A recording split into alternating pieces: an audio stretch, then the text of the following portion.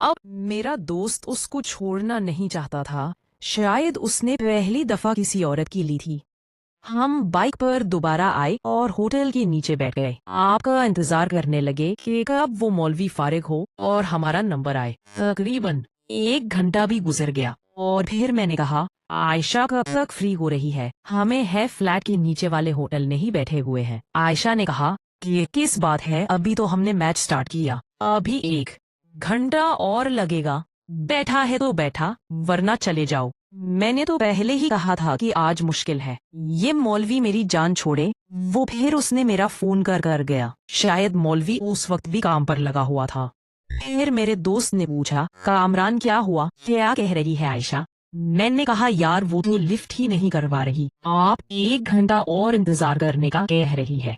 मेरे दोस्त ने कहा कि चलो ठीक है, कोई बात नहीं, आज अगर हमें पूरी रात भी उसका इंतजार करना पड़े तो हम करेंगे, लेकिन आज हम खाली हाथ वापस नहीं जाएंगे, क्योंकि हमने वो बाहर वाली दवाएं भी ली हुई थी और आज हमने वो इस्तेमाल करने के लिए मैंने अपने दोस्त को समझाया। मैंने कहा, यार दफा कर, अब ये हमारे हाथ नहीं आएगी, मैं कल तक कुछ ढूंढो, वापस घर चलते हैं। लेकिन मेरा दोस्त से नहीं माना और हम वहीं बैठे रहे। उसका इंतजार करते रहे और पता ही नहीं चला। 1 घंटा भी गुजर गया और फिर मैंने उसको फोन किया। अब की बार ऐशा मेरा फोन नहीं उठा रहे थे। मैंने लगातार 3 से 4 मरतबा फोन किया, लेकिन इतना मेरा फोन नहीं उठाया। अब मेरे दोस्त को गुस्सा आ गया था। उसने कहा कि ये क्या टाइम है, ड्रामे बाजी है, चलो ऊपर लेट कर चलते हैं, बल्कि इन दोनों को सबक सिखाते हैं। हमारा क्या है, हमने उसे फ्लैट की एक एक चीज खरीदी है, आज हमें ही नहीं आने दे रही है। इनकी ये हरकत मेरा अपने दोस्त का गुस्सा ठंडा किया। मैंने कहा, यार तू परेशान मत हो, हमारा घंटा और देखते हैं, अगर इस बार भी मेरा फोन नहीं उठाया तो हम फिर ऊपर चले। मेरा दोस्त खामोश हो गया था।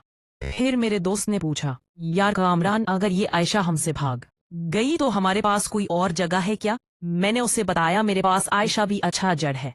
अब मैं अपने दिल में सोच रहा था कि आपने नाम ना हो, आपने दोस्त के साथ सेंड कर दो, और फिर भी तो थी, इन दोनों में से कोई एक हो जाए। लेकिन मैं आमना का अपने दोस्त को अभी नहीं बता सकता था, क्योंकि अगर मैंने अपने कजिन आमना के बारे में अपने दोस्त को बता दिया कि मैंने इसकी भी ले रही है, तो वो मुझसे कोई पूरी तसल्ली पूछेगा और इस तरह मेरे सारे राज फाश हो जाएंगे कि मैंने इसके लिए। मैं खामोश हो गया। मैं ने कहा, हाँ ना वो करण, आपने कहा वो तो शादी करने वाली है, इसका भी तो पक्का पता नहीं है वो आती है या नहीं।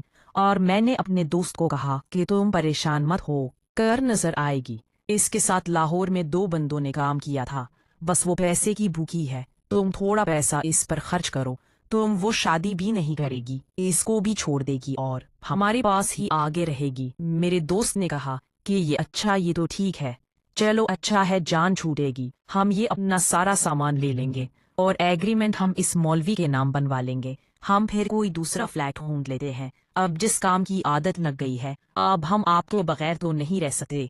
सर, मैंने अपने दोस्त को सिंडी मैंने कहा, तुम फिक्र मत करो, हम जब इस काम में लग गए हैं तो हम इससे भी ज्यादा सुकून लेंगे, बस थोड़ा बहुत ऐसा होना चाहिए कि तुम्हारे पास ऑलरेडी है। मेरे दोस्त ने कहा, हाँ यार, पैसे की तो फिक्र मत करे जितना लगता है, लेकिन ये काम बंद नहीं होना चाहिए।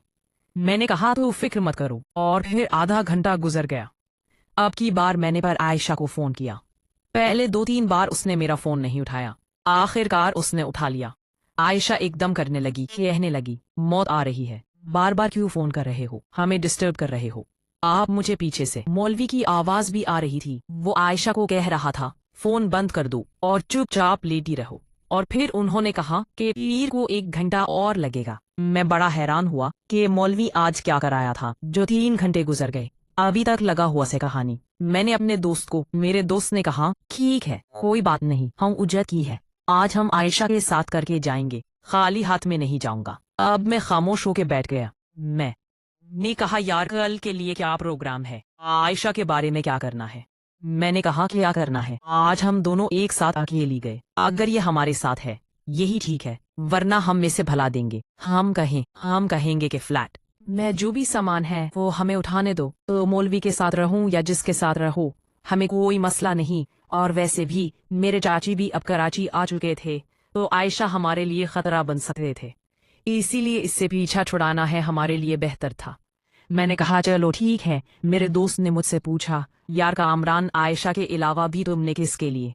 अब मैंने ये सोचा कि इसको मैं सारी सियाई बता दूं कि इस किसके लिए है गया। मैंने कहा कि ये मेरा दोस्त, बुरा ही मान ना मान जाए। मैंने कहा हाल है तो है, वो ड्रिंक। उसने कहा उसके अलावा भी। मैं कहा 23 और भी है, फिर कभी बताऊंगा। मेरा दोस्त कहने लगा नहीं नहीं प्लीज बताना, टाइम पास भी हो जाएगी। फिर मैंने आपसे एक वाकया बताया जो आज से लगभग 3 साल पहले मेरे साथ हुआ था। मेरा एक दोस्त था, इस तरह की औरतों के पास जाया करता था जो पैसे लेकर ये काम करो। वो मुझे भी एक दफा वहां पर ले गया था। वहां पे कांटे थे जिसकी उम्र 35 से 40 साल थे, 50। उन्होंने, जिसने मुझे देखा, क्योंकि मैं स्मार्ट और खूबसूरत पढ़ा लिखा हूँ, मुझ पर फिदा हो गई। असल में वो आंटी बड़ी नहीं खाते, साड़े की मैं खुद काम नहीं करते थे। उसने उस काम के लिए वो लड़कियां रखी हुई थी, देखने में बहुत ही खूबसूरत प्रिंट। मुझसे कहने लगे क्या है तुम्हारा, मुझसे बातचीत करने लगे, वो मुझ में दिलचस्पी लेने लगी। और मैंने पूछा आंटी ये लड़कियां तो बस गुजारा ही अच्छी तो नहीं आते? उसने कहा मेरे साथ बात कर लो। अब मैं खो गया था। मैं तो मजाक कर रही है लेकिन वो सीरत। मैंने कहा नहीं नहीं आपके साथ तो नहीं, आप और बहुत ज्यादा है। उसने कहा उम्र के साथ मेरा तजर्बा भी बहुत ज्यादा है। मैं तो ऐसा सुकून तो नहीं जो 16 साल की लड़की भी नहीं दे पाएगी। उसने था और मेरे दुख दिया कि ये चीज। और फिर उस आई ने मुझे अपने हाथों से पकड़ा और एक कमरे में ले गई। वहां जाकर आंटी भी कुदरती लिबास में आई और मैं, यकीन करो, जो सुकून आंटी ने मुझे दिया और मैंने उसे दिया, हम दोनों को बहुत मजा आया।